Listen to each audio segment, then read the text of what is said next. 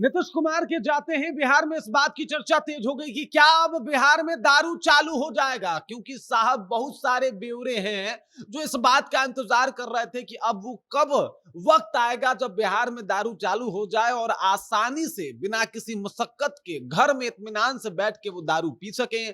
और इन तमाम चीजों को लेके वो काफी तैयारी कर रहे होंगे साहब, उन्होंने बड़े सारे सपने सजाए होंगे। अब मैं आपको बताने वाला हूं कि क्यों, आखिरकार क्यों हो सकता है बिहार में दारू चालू। चार कारण से चलिए इसको समझते हैं और जानते हैं, लेकिन उससे पहले मेरा परिचय जान लीजिए। मेरा नाम है रजत और आप जनता जंक्शन देख रहे हैं। देख लीजिए, नीतीश कुमार जो है वो चले गए राज्यसभा, कंफर्म हो गया साहब। इन्होंने शपथ भी ले लिया और इनके शपथ ग्रहण के बाद जो है वो इस बात की चर्चा शुरू हो गई कि अब तो नीतीश जी चले गए, क्या अब बिहार में दारू चालू हो जाएगा? तो जी बिल्कुल हो सकता है चालू, और इसके चार कारण है। पहला कारण ये है कि भाई बिहार राजस्व को जितना नुकसान हुआ है और जितना नुकसान झेलते हुए नीतीश कुमार ने बिहार को चलाया है, उतना नुकसान झेल के सम्राट चौधरी बिहार नहीं चलाने वाले। बिहार में सम्राट चौधरी अगर सत्ता में आएंगे तो उन्होंने साफ तौर पे कह दिया था कि 40,000 करोड़ का सालाना नुकसान हो रहा था, और उसके बाद भी पता नहीं कैसे जो है वो नीतीश कुमार सत्ता बिहार में संभाले हुए थे। ये उनकी काबिलियत है। अगर ये काबिलियत सिर्फ नीतीश कुमार की है तो मतलब सम्राट चौधरी नहीं कर पाएंगे। और सबको पता है कि लगभग ये तय है कि सम्राट चौधरी ही नए मुख्यमंत्री के तौर पे शपथ ग्रहण करेंगे, उनको ही मुख्यमंत्री बनाया जाएगा।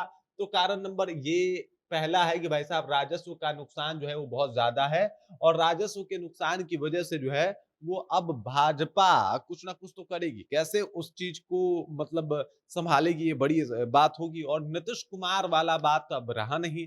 अब देखिए, पहला तो कारण यही है। दूसरा ये है कि अब कोई जिद ठान के नहीं बैठा है। नीतीश कुमार जो है वो लकीर के फकीर बन गए थे। उनके कई काम जो है वो बहुत बेहतरीन थे, लेकिन दारूबंदी के बाद जो कुछ हुआ बिहार में वो सबने देखा। दारूबंदी का असर उल्टा ही पड़ा। दारूबंदी की वजह से जहरीली शराब की जो है वो कहीं ना कहीं खरीद पर बढ़ गई।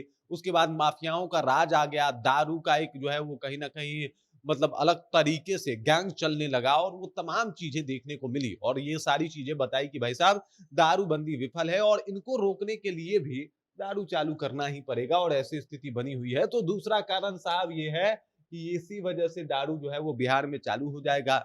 उसके बाद की अगर बात किया जाए तो तीसरे कारण के ऊपर अगर नजर डालते हैं तो बिहार में दारूबंदी कहाँ है। अब स्थिति आप देख सकते हैं कि बिहार में हर जगह दारू आसानी से उपलब्ध हो जाता है, हर जगह दारू आसानी से पहुंच जाता है। और ऐसे में सिवाय राजस्व के नुकसान और साथ ही साथ कोर्ट के परेशानियों के अलावा बिहार में दारूबंदी का कोई फायदा मिला नहीं, क्योंकि दारू पीने वाले आज भी पी रहे हैं, वो अपना व्यवस्था कर ही ले रहे हैं।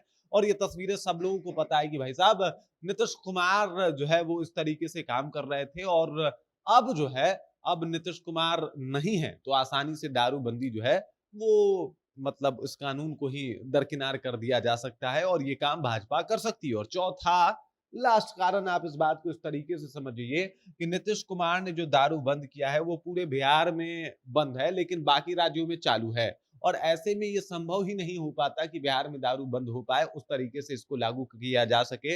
हाँ, धीरे धीरे करके जो है कुछ चीजों में छूट होगी, और उसके बाद इस प्रक्रिया के तहत जो है वो दारू चालू किया जाएगा। मतलब अचानक से दारू सबके लिए एक्सेस इजी नहीं कर दिया जाएगा।